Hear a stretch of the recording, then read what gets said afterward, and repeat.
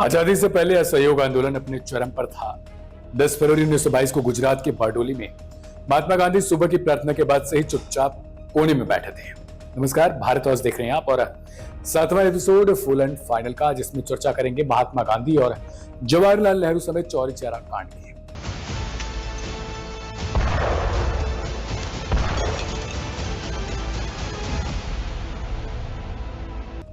Jawaharlal Nehru jail में थे और सरदार पटेल समेत बाकी कार्यकर्ताओं के बीच चर्चा एक ही मुद्दा था।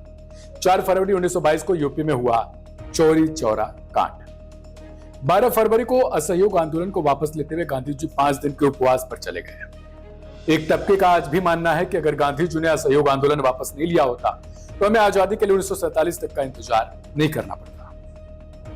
यह साल 1919 और 20 का दौर था। तकरीबन अंग्रेजों के खिलाफ लोगों में रॉलेट एक्ट का गुस्सा था। उसके ऊपर जलियांवाला बाग हत्याकांड हो गया। रॉलेट एक्ट के तहत अंग्रेज बिना कानूनी प्रक्रिया का पालन किए ही किसी को भी जेल में रख सकते थे। इसी सब के बीच देश में गांधी के स्वदेश और खादी का जोर भी चरम पर था। अगस्त 1920 में असहयोग आंदोलन की अनौपचारिक शुरुआत हुई। 4 सितंबर 1920 को कलकत्ता में कांग्रेस का अधिवेशन हुआ। यहां तय हुआ कि अब से उन सभी सामान्य व्यवस्थाओं और संस्थाओं का बहिष्कार किया जाएगा जिसकी मदद लेकर अंग्रेज हम पर ही शासन कर रहे थे। यानी अब स्वदेशी अपनाओ, जो आज नरेंद्र मोदी बड़े दिलचस्पी के साथ करते हैं। ऐलान किया गया कि अगर लोग चाहते हैं कि अंग्रेज भारत छोड़ दें तो स्कूल, कॉलेज और कोर्ट कचहरी का बहिष्कार करें, अंग्रेजी सामान खरीदना बंद करें और अंग्रेजों को टैक्स न दें। असहयोग आंदोलन को मुस्लिम संगठनों द्वारा चलाए जा रहे खिलाफत आंदोलन का भी साथ मिला। अब याद करिएगा कि उस समय हिंदू और मुस्लिम दोनों ने मिलकर अंग्रेजों को भगाने का प्लान बनाया था। गांधी जी का आह्वान इतना जोरदार था कि स्कूल कॉलेज बंद होने लगे, वकीलों ने कचहरी जाना बंद कर दिया और मजदूर फैक्ट्री छोड़कर आंदोलन की राह पकड़ने लगे।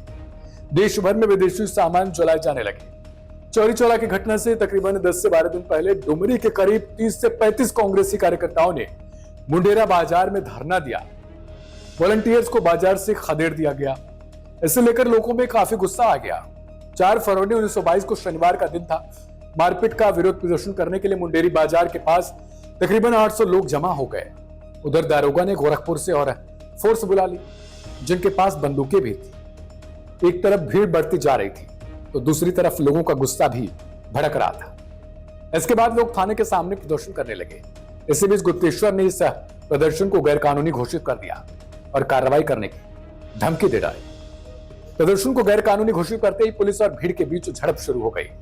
इसी दौरान एक सिपाही ने बड़ी गलती कर दी। उसने एक आंदोलनकारी की गांधी टोपी उतार ली, उसे पैर से कुचलने लगा। यही वो पल था जब मामला हाथ से निकल गया और तोड़फोड़ शुरू हो गई। ऐसा देखकर एसएचओ के आदेश पर जुलूस में शामिल लोगों पर फायरिंग कर दी गई। इसमें तकरीबन 11 जो आंदोलनकारी थे, प्रदर्शनकारी थे, उनकी मौत हुई और तकरीबन 25 लोग घायल हो गए।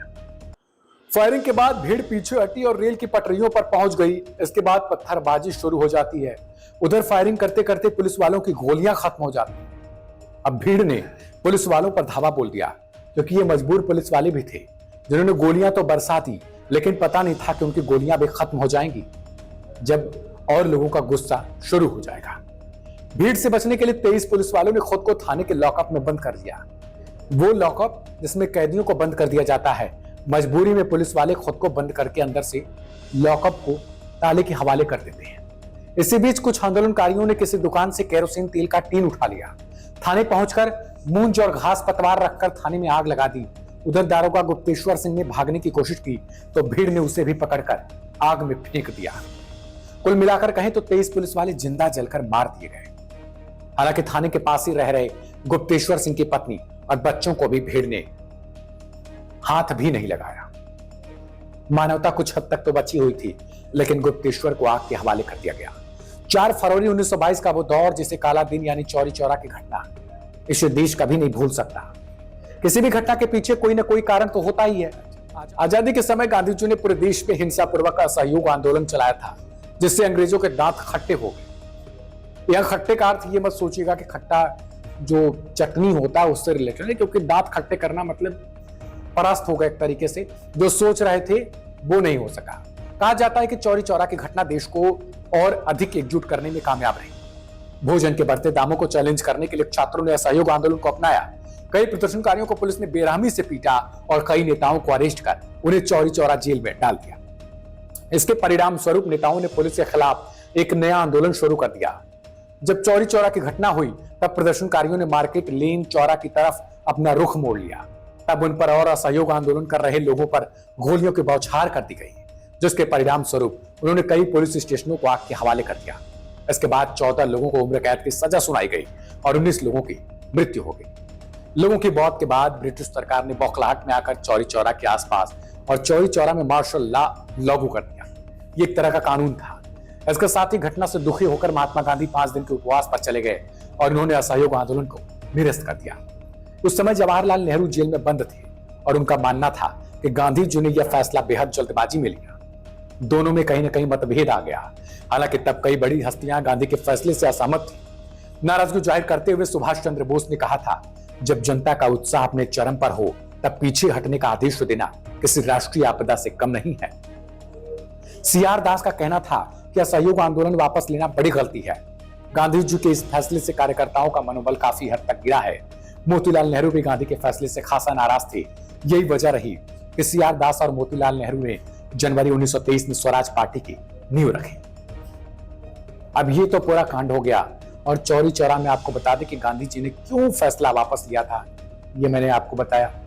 असहयोग आंदोलन पर अपने चरम पर उस वक्त था। चौरी चौरा कांड में 23 पुलिसकर्मी वाले जिंदे चले थे।